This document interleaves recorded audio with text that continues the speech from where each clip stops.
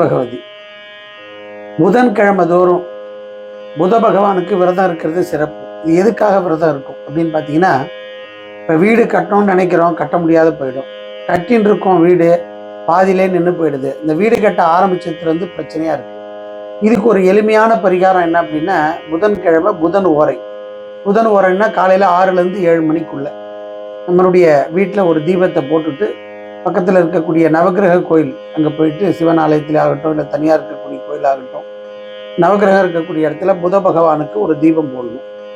அந்த தீபம் பார்த்தீங்க அப்படின்னு கேட்டிங்கன்னா, அதே போல் எப்பயும் போல் கிழக்கு பார்த்து அதை ஏற்றணும். அதே போல் நல்லெண்ணெய், தேங்காய் எண்ணெய், இலுப்பெண்ணெய், இந்த 3 எண்ணெயும் கலந்து ஏற்றின்னு வரணும்.